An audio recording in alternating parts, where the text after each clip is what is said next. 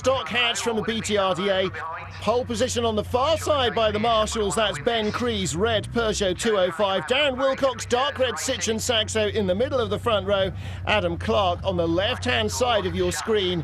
He's third on the grid in the black and purple Citroen Saxo. And on the back of the field, Darren Swales in his Peugeot 205, winner of the B final. There he is, 7.49 as they get away. 3 wide at the start, makes it 2 wide now. The 2 Citroen Saxos in front of the swarming Peugeot field. And the dark red car of Darren Wilcox with the inside line as they go around the lake for the first time. Hard onto the brakes and onto the loose they go.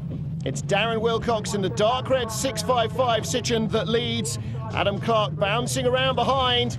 And the purple and black machine and the pole man got beaten away from the start. Ben Cree in third place, 789 in fourth. That's the white 205 of Joe Cunningham. Oh, and the Saxo's off.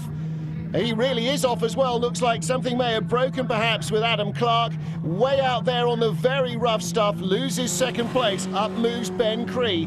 Darren Wilcox with the lead then.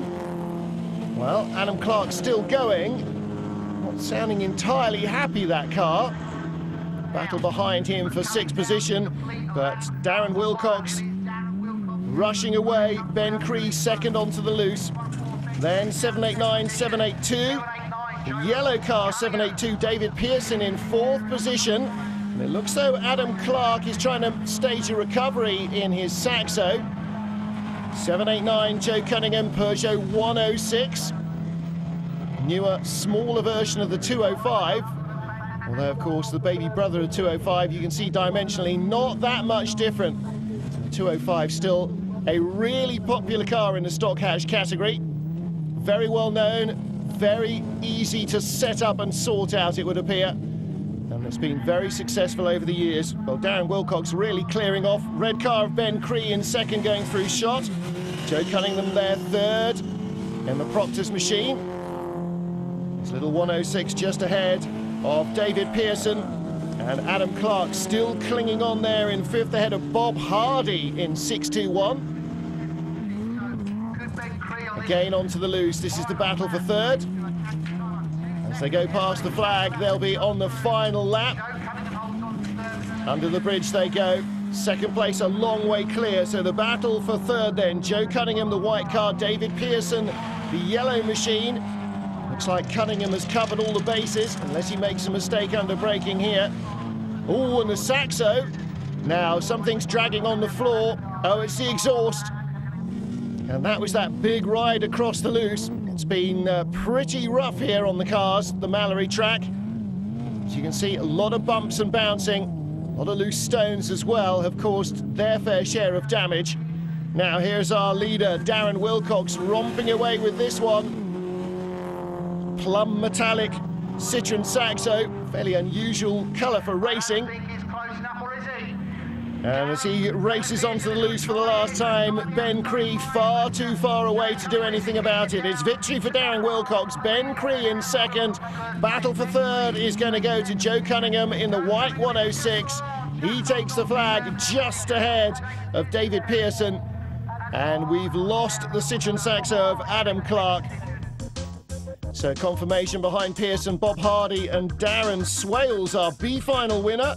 But coming out comfortably on top, Darren Wilcox. Go back to Mallory Park and the Supermodified A final from the BTRDA Championship. Vincent Bristow on pole, the far side at the front in the black BMW. Jonathan Bean's blue BM and Shelley Wakeling's Honda Civic comprise the front row. 8 cars in the final. Everybody hunkering down, ready for the start. A lot of rear-wheel drive machinery, including that blue Fiesta with the 205 style wing, moving up fast from row 2, but the BMWs lead into the first corner. Vincent Bristow in the more modern shaped car. Jonathan Bean with the 325. Oh, looking a little pitch sensitive round the first corner. Huge lock-up from Bristow as he pitches the car at the apex. Jonathan Bean's blue BMW in second. Fast starting Astra, the white car there of Dave Black, already up to 3rd, my goodness. Oh, and trouble in the background. And that is the Seat Ibiza of Brian Duke stuck in the tyre wall, and tyres everywhere as well.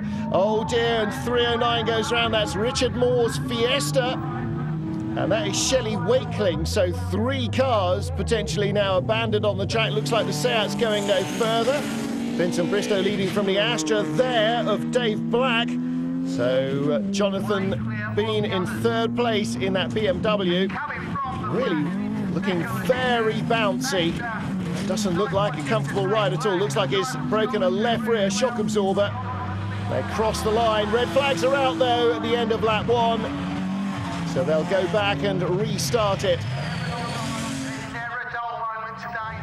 Tyre stack rebuilt, here we go again. Vincent Bristow on pole and Shelley Wakeling on the outside of the front row. Great start from Bristow. No Jonathan Bean here, couldn't get the car repaired in time. So it is Vincent Bristow who leads. Shelley Wakeling's damaged Honda in 2nd place.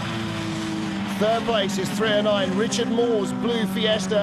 And the astronaut starting as quickly this time for Dave Black. He's in 5th position as they turn onto the loose. He went the outside line here last time, doesn't do so this time, and the Seat and the BMW at the back making contact.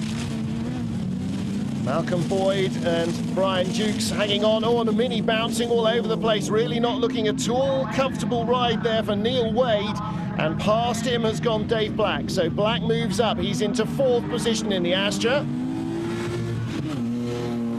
And he is hot on the heels of Richard Moore in the blue Ford Fiesta. Dave Black helpfully with his name and number on the rear number plate of his Vauxhall Astra. Vincent Bristow leads from Shelley Wakeling. Richard Moore in 3rd. Here's the battle for 5th position. Oh my goodness me, look how much that Seat is bouncing. Brian Dukes can't be enjoying that much, and he's under pressure from the BMW. Meanwhile, Black up the inside. Scott makes a good pass on Richard Moore. Moore comes back on the inside though, locks up under braking. So too does Dave Black. And Black loses a little bit more time there. I think he thought that there was contact coming. Rich Moore in that blue Ford, really getting the power down well on the loose stuff. Shelley Wakeling in 2nd place, little front-wheel drive Honda Civic. Little understeer there, but she's still putting Vincent Bristow under a little bit of pressure. Bristow easing away though on lap 2. So Vince Bristow heading to the line as they go under the bridge. It'll be to start the last lap, and he's already gone. Really checking out.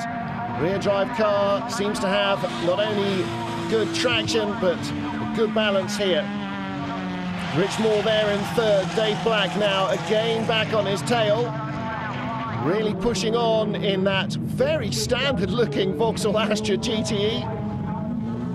Vince Bristow flicking the BMW nicely through the chicane. Looks very composed, doesn't it? Suspension lads, whoever have set that up, they've done a really nice job.